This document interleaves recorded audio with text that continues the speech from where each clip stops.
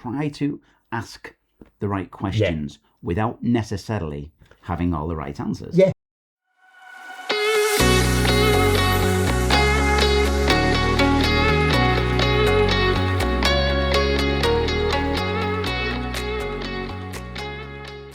Hello and welcome to Beneath the Page, the podcast about books and the writers behind them.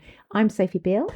And I'm Steve Couch, and we're joined today by Alan J. Hill. Alan, welcome to the podcast. Thank you very much. Thanks for having me. He's written a fantasy trilogy. He's written a children's book. He's written a biography called A Boy Called Arsenal of an autistic football fan. And you can tell us a bit about that later on. Thank you. He's also written 2 novels, the second of which, Overdressed, came out late last year, and that's going to be our main focus for today. Now, Alan, the book begins with one of the characters facing a very intimate medical procedure. That's very true. And the other main characters in the book, this is how he meets them, are preparing to have a cardioversion, which is an operation where your heart is stopped on the operating table and then restarted. That's correct. Now, did either of those treatments come from your own personal experience that you want to admit to? I happened to be at the hospital with doing a favour for a friend. Yeah. And I took them to the hospital. They went off for their procedure. And I was dressed something like I am today, with some tracky bottoms on and a jumper, something of that nature. And the waiting room started to empty off. And there was only me sat there. And a nurse came over to me and said, "We're going to have to close this waiting room. Cuts, government cuts. Yeah. Could you go and sit in this other waiting room?" I said, "Well, I'm waiting for somebody." They said, don't worry. We'll make sure that you see the person coming out." So I moved into the second waiting room, and there was already 7 men sat there. And they all had gowns on. And I was dressed totally differently. And it was a typical hospital waiting room in that there was 8 little bucket seats with a cushion at the back, and the one that was left was in the middle. And I'm not a small guy, and there's some other guys there who weren't small either. So I've got my carrier bag with my book in and a bottle of water, to read and wait for. I'm shoving past. "Excuse me, sorry, get through, sorry," upsetting everybody. Got sat down, and nobody would talk to me. I was completely ostracised. Yeah. I was dressed differently to them. They were obviously all going for an operation. They'd been together for a couple of hours. So I just started to listen to them. And that's when I found out that every single one of them was going to have the heart stopped and restarted. And I just sat there and nobody was taking me on. And I thought, this is like a social experiment. And then I thought, actually, it's a great opening chapter for a book. Yeah. And then I went away and researched. I researched the other procedure that you referred to, because I wanted to make the opening chapter quite comical and funny and amusing. Because later on in the story, it stops being amusing. Wince-inducing. Pardon? I was wincing as I was reading I don't think any of us would look forward to that. Let's just say it's a very intimate part of the male body. Yes. And there's a camera involved. But it gave me the kick-off point. It gave me the starting point. I was then talking to my son-in-law about it. Mm-hmm. I've got a multi-dimensional family in that I've got a part American, part Japanese, part Irish. Wow. This happened to be the Irish son-in-law who reads a lot. And he said, "Alan, it reminds me a little bit of Chaucer." He said, "It reminds me a little bit of Canterbury Tales." And I'd done Canterbury Tales at school when I was 15, 16. I went to a grammar school, I was force-fed it. And I went away and I really looked up Chaucer, and I thought, I can make this a little bit like a modern-day Chaucer. Yeah. A modern-day Chaucer. So I went away and that's what I tried to do. And that's why each chapter title is The Butcher's Son's Tale, etc., etc. It's interesting you mentioned Chaucer. We were going to pick up on that. The book is prefaced with a quote from Chaucer, which I've written down here. "If you are poor, your very brother hates you, and all your friends avoid you, sad to say." What's the significance of that quote to the book? You could almost use that quote on Question Time on Thursday night, which I watch religiously every week. You could use that quote for modern Britain today. Yeah. I think, without getting too heavily political about this, because the book isn't heavily political, but the country is suffering at the moment. Yeah. I think the country is suffering, and I think the debate about whether people really have mental health issues or they don't have mental health issues, and the welfare budget is spiraling out of control, but that's because we know more today than we ever knew in the past. And because the Chaucer line had been fed to me by somebody else and I was following down that route, I decided to try and find something that he had written that might echo with what I was writing about Britain today. And you're right, it's not a political book, but it is a book that looks at some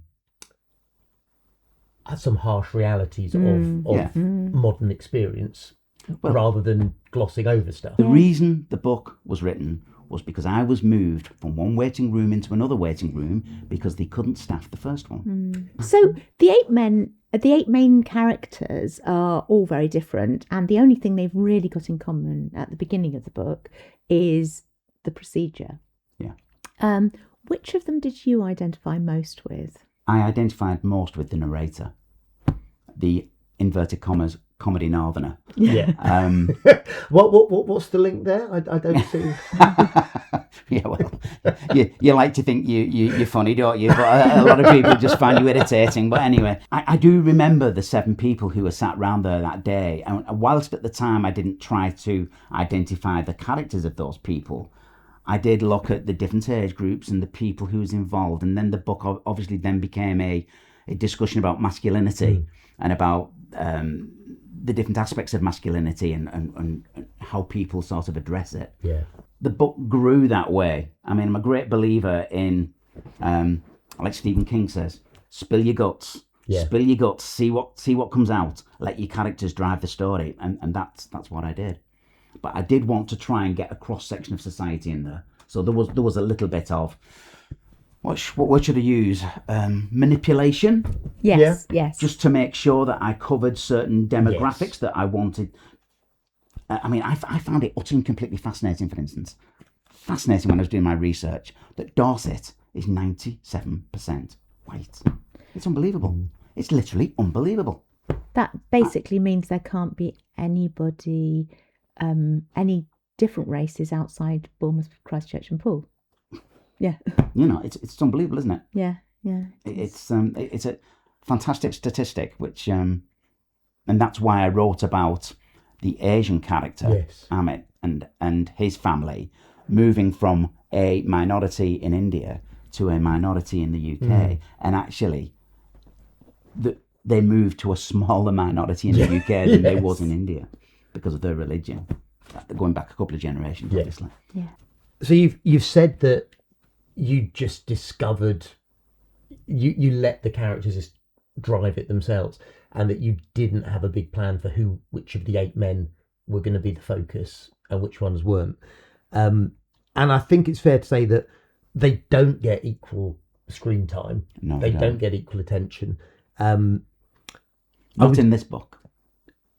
Oh, there's plans for that. Excellent. Okay. Well, I do think there's scope for more. In terms of your conscious process, how did you decide which members of the ensemble you were going to focus on? I don't think people want to read a book if there's not some sort of jeopardy in there. Yeah.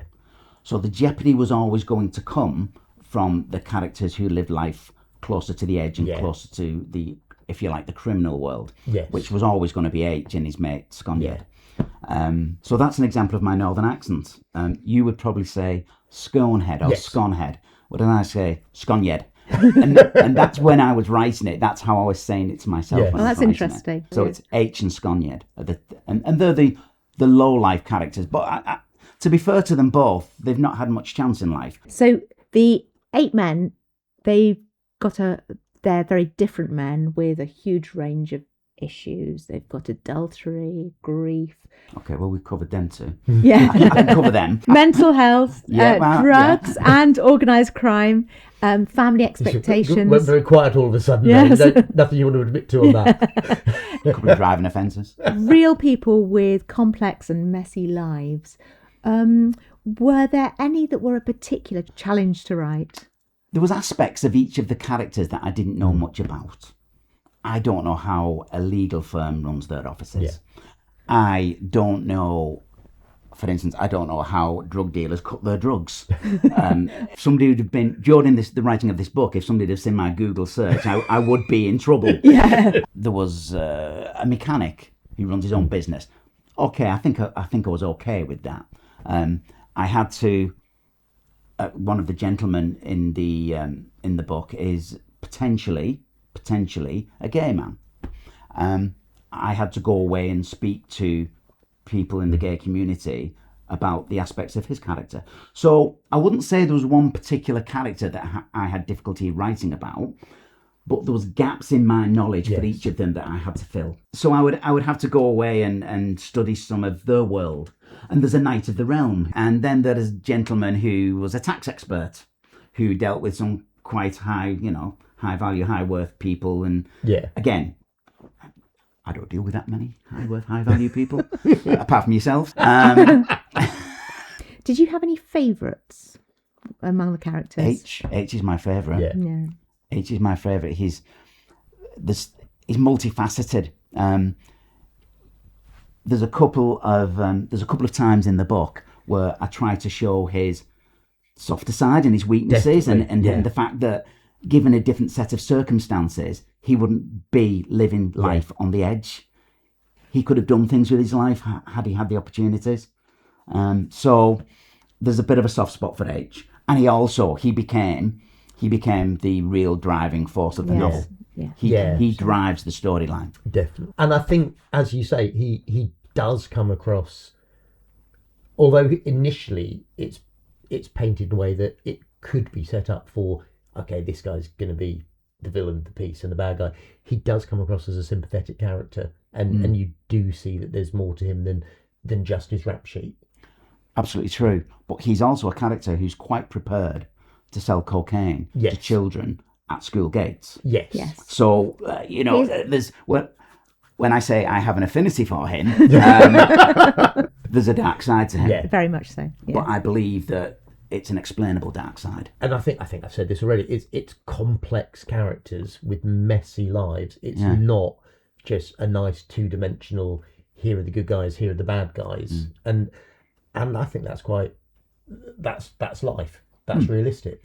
I also liked writing H as well, because I like the dynamic with Sconyed. I really did like the dynamic between the two of them. That friendship. Yeah. The number of times that H just wanted to punch Sconyed's lights out.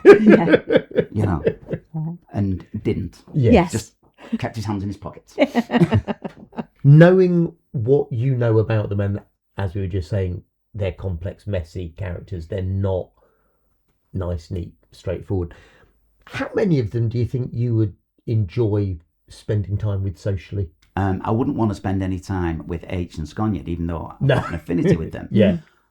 The narrator and Jeff, and Jeff is having the affair, unfortunately, and I can't remember the name of the guy who runs his own, who's the mechanic, who doesn't run his own business.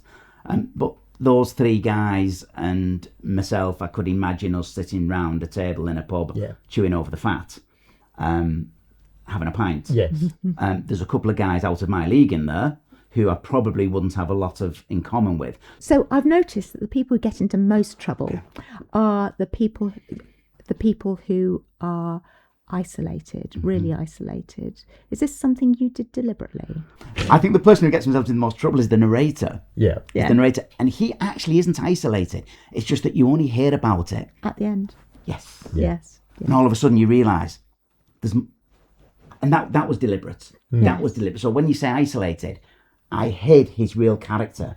Yes. I hid a lot of his real character from the reader.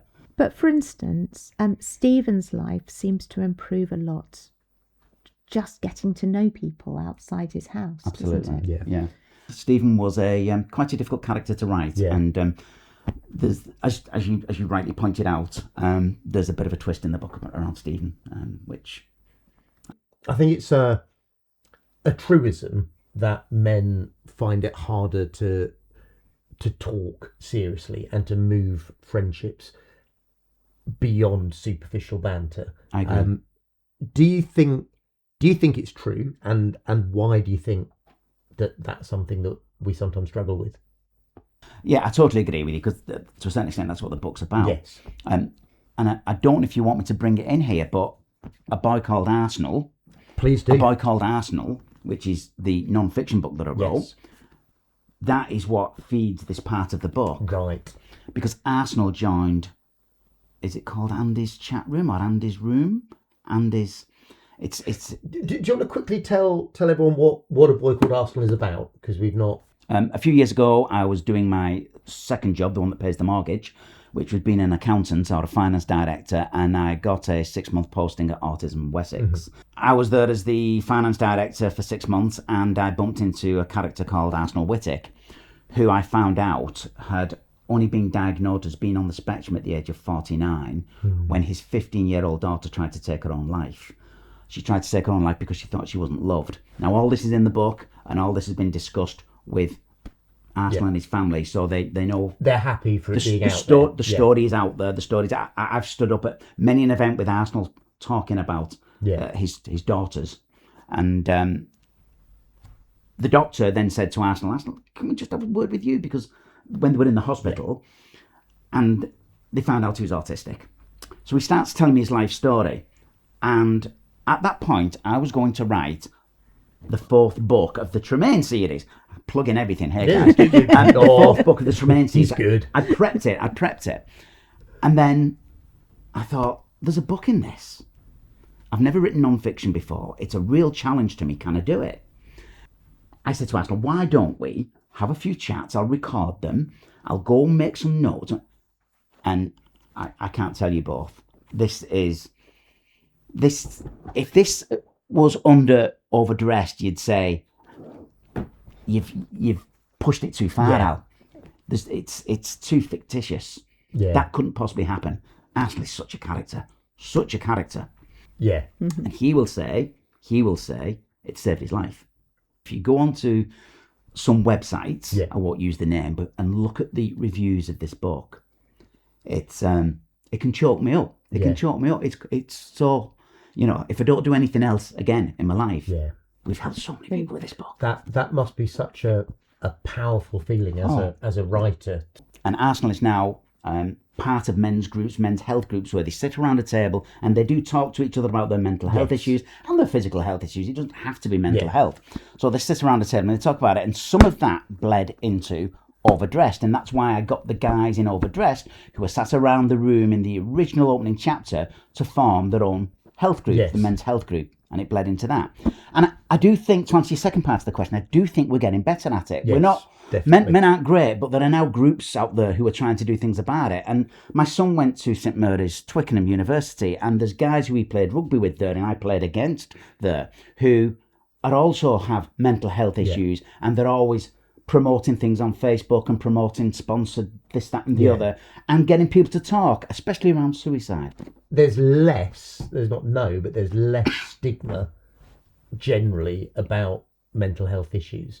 There used to be a time that people didn't want to say they had mental health issues because they thought they'd be looked at funny. Whereas I think now as a society, we're a lot more understanding and a lot more open to that. What's the podcast that you've been on? Because it references the number of men who commit suicide. They've recently changed their name. It was 23MPH. It's now called the Losing It podcast. Right. And that's actually a merger of 2 different podcasts, but it's about men's weight loss, and it's also about losing it losing it mentally, but very much the focus is on men's mental health. Because was it 23 men per hour attempt to commit suicide was the stat that prompted the original. Shocking. Yeah. And when we get onto it, I'll talk about what I've got going on at the moment, which feeds into that as well, Steve. Brilliant. So Amit's sections are labelled The Immigrant's Tale, but interestingly, he himself isn't an immigrant. No, he's not. He's second generation? I think it's third generation, yes. immigrant, yeah. What was your thinking using that label? Provocative. Mm-hmm. Yeah. Just being provocative, just making sure that, what's this about? I don't know if you saw Question Time the week before last, which I recorded and watched 2 days ago. That's why it's fresh in my mind. Yeah. But they had a whole section on Question Time just about immigration. It is such a hot topic in the UK at the moment. Definitely. Such a hot topic. a political topic where real people are being treated as statistics, and there's not quite enough compassion for my personal liking there. But I hear all sides of the argument. But I deliberately used the word immigrant, yes, because I thought it would be provocative. Yes. Right. One of the other characters, Julian, the lawyer that we've mentioned, he justifies his professional involvement with some highly dubious clients by saying, perfectly reasonably, that everybody is entitled to be represented, and that his job means he has no personal interest in whether they're guilty or innocent. His job is just to try to defend them and to get them off if he can. What do you expect the reader... Did you have an expectation for how the reader would react to that? I wrote him as a ambiguous type character. I felt that he had done well in life, and his morals suited his situation at any one time. Yeah. So it was a comment on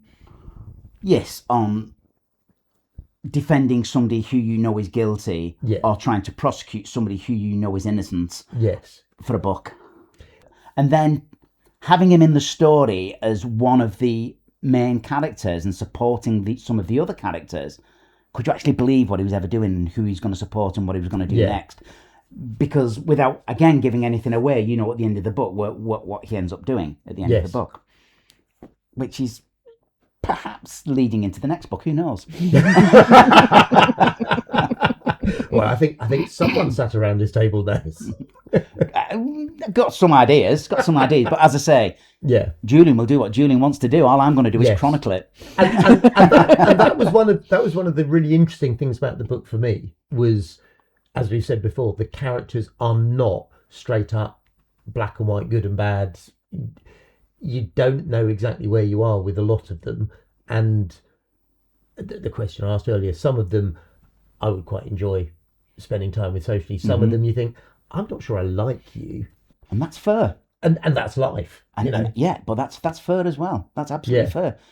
Not everybody likes everybody. No. And just because these 8 men have been thrown together doesn't necessarily mean that they're all going to get on together. Yes. Even though they try. Or to a greater or lesser extent they try. Yes. I mean, even H makes an effort to start off with. He does. Doesn't He does when he's desperate. He does. Yes. Yeah. He does when I think you said earlier, he's isolated. Yeah. He needs somebody to talk to. Yeah.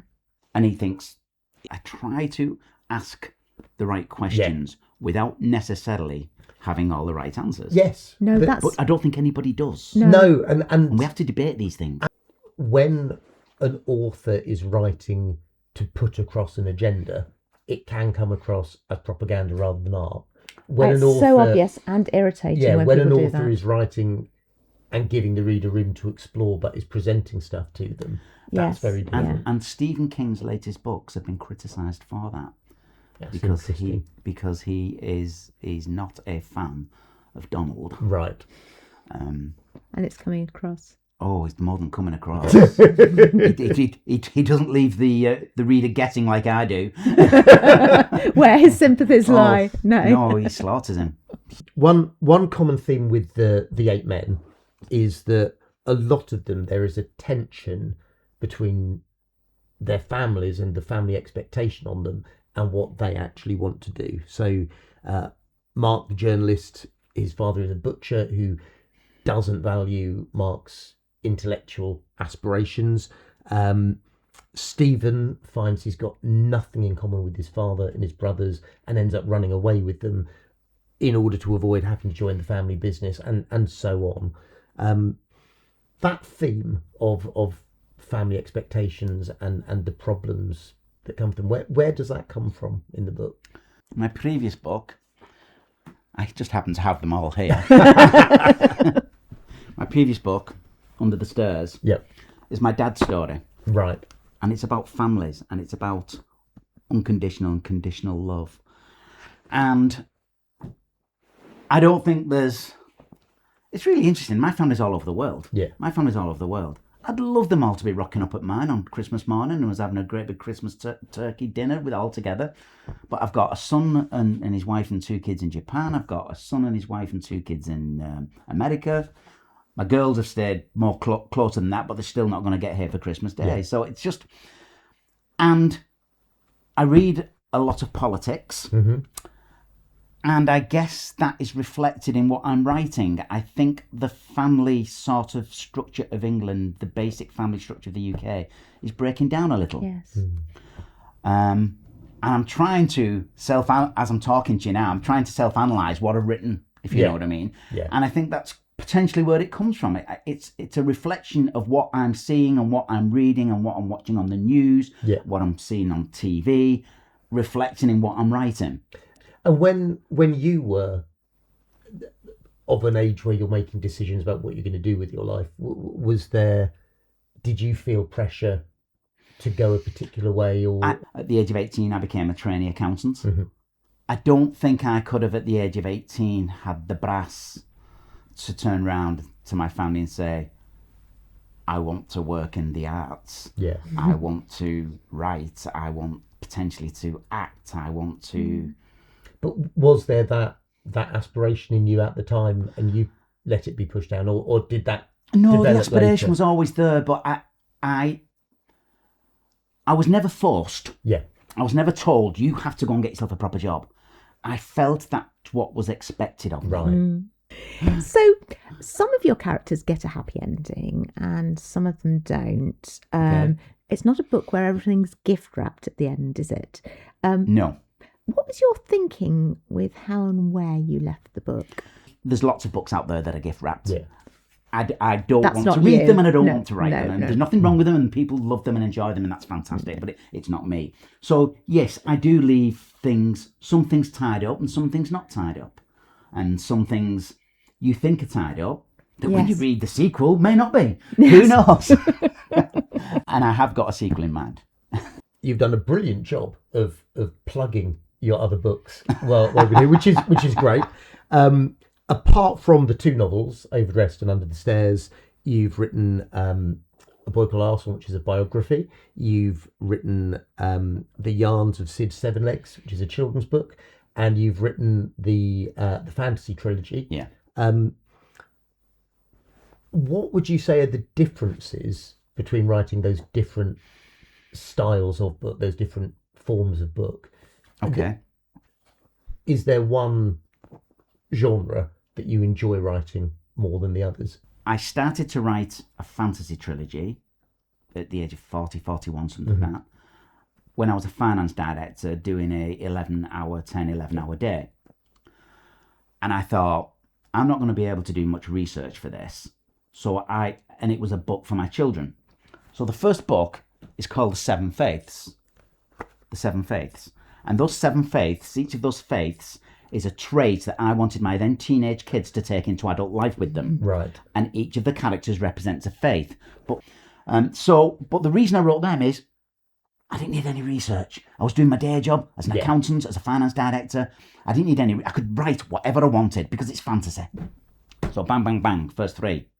Then I was going to write the 4th one and I bumped into Arsenal Whittick. Right. I wrote A Boy Called Arsenal. During lockdown, I was looking for a piece of fluff to write because, and my eldest daughter, Lisa, said the girls are climbing the walls. Her girls at the time were 9 and 11. They weren't at school. I said, I'll write them a book. So I wrote them a short story to start with about Sid Sevenlegs, and we acted it out on Christmas Day. We all running around the living room acting out the story. And I thought, there's a book in this. Yeah. So, and all I had was Sid's life hung by a thread. That's all I had. Yeah. And he's got 7 legs because next door lad stamped on him and he lost a leg. So I wrote that one then. Now, which do I prefer writing? I prefer writing the latest novels, the adult novels that are a bit more serious. Obviously, my dad's story was very cathartic for me as well, Under the Stairs. And the difference between writing fiction and writing non-fiction is you have to be far more organised when writing non-fiction, in my opinion. Yes. The Arsenal book took a long series of conversations with him, with his 2 daughters, with his ex-wife, with his current partner, with his partner up in Liverpool when he left Liverpool. I got emails from his dad. I got letters from his doctor. I got all this information fed into me. And then I had 90 pages of notes that I'd made from the conversations that I'd had. How do I write that into a book? Yeah. And you've also got to be very careful writing non-fiction. All these people are still alive. And what Arsenal says happened when there was only him and one other person in the room, the other person may not agree with him. No. So I had to get legal advice. So I had to get a lawyer involved and told me what I could say. And there's 2 or 3 scenes that would have made great stories in the book that aren't in the book. Fiction is it's a bit looser. Yeah. It still needs in my opinion, it still needs the governance and the you've got to be disciplined. Yeah. I don't know how you write, Steve, but I treat it like a job, like an accountant's job. When I'm writing, I get up Monday morning, go into my study, and I stay in there until I've knocked out 1,500 words, something of that ilk. Monday to Friday, take the weekend off. That's how I used to work. That's how I'm going to work now. Some days 1,500 words is easy. Some days it flows and you write an awful lot more. Other days when you come back to it, you think, was I drunk when I wrote this? And you've got to. So I prefer writing the fiction, and I was not going to write another non-fiction book until Rainbow Tomes came along and got in touch with me. Tell us about Rainbow. Well, as you asked. Funny you should ask that. Rainbow's dad just so happened to be in the same ska band as Arsenal Whittick. Can I just say, a local ska band. Can I just say, I love that we've now got music into this podcast. Music and politics. Yes. It's for your birthday. Rainbow is ADHD. She's dyslexic. She has just been diagnosed as having complex PTSD, and she is autistic. And she gets ideas all the time, but they don't stay with her because of her neurodiversity. Yeah. So she's either got to write them down or get them out or make a note or do something with them. Since we started working together, and I bring this out in the book, I've been getting, one weekend I got 109 texts from her. Random stuff. Yeah. I just got one text saying, have you ever met Bob Geldof? No. Why? Well, that's a shame. And that was that conversation. Did you ever find out what prompted that? That's something she'd read us in. Okay. As these have been coming in as I'm writing, I've thought, how will people get to know her? By me using these random messages and dropping them in the book as I'm writing the book, wherever they occur in the narrative. And I thought, this is working because the book catches up with itself. Yeah. Because everything that she's sending me at the beginning, and I'm writing about her history and about her family and about what's happened to her in the past, and she's telling me about what's happening in her life now and things she's struggling with. And, she's still got mental health issues, suicidal mental health issues. And the book's catching up with itself until the final page. And I've got a beaut of an epilogue, an absolute beaut of an epilogue. It's almost written like a thriller. Do you know when that's going to be out? It'll be the tail end of next year at best. But I was never going to write another non-fiction book. No. Because it's hard. Yeah. It's hard. And then Rainbow arrived in your life and you have to. I don't have to. I feel I want to. Yeah. She told me her story and I thought, I'm not very good at saying no. That's another thing. Although, whenever I say that, my beautiful wife Deborah says, bloody say no to me all the time. So, where can people find you online? The books are at all good booksellers. Yes. So the Book Guild is the name of the publisher, so you can find the books with the Book Guild. You go to any of the major online retailers and they've got stock of the books. And any local bookshop can get them for you. Absolutely. If they've not got them in stock, they can order them. Absolutely. Or you can always email me and I'll get a copy of the book to you. My email is tremainsheldrak@gmail.com. Yep. So that's TREMAINSHELDRAK @gmail.com, and I'll get a signed copy of the book to you as well. Oh, that sounds good. And any social media? Steve, I'm rubbish at this. I'm rubbish at marketing myself. So this is a fantastic opportunity for me, which I embrace, and I've really enjoyed today and chatting to you both. But I'm not very good at marketing myself. I'm not very good at marketing the books either. Well, Alan, it has been a delight having you on. Thank you. And very kind. We've read We have. Overdressed. It's been great hearing about the other books as well. And I hope that you say you're not good at promoting yourself. I hope that this episode will introduce you to many new readers, because there's lots to get into with your books. So Very kind. thank you for watching. I hope you've enjoyed that as well. And if you do explore Alan's books and want to let us know what you think of them, just stick your comments on the video. Please click like, subscribe, all the usual stuff, and do give us reviews. 5-star reviews. 5-star reviews are always welcome. It really helps with the algorithm and helping more people to discover this podcast, which we love doing. Yes. Any reviews are welcome, to be absolutely honest. Yes. Yeah. So, thank you, and we'll see you next time. Bye. Bye.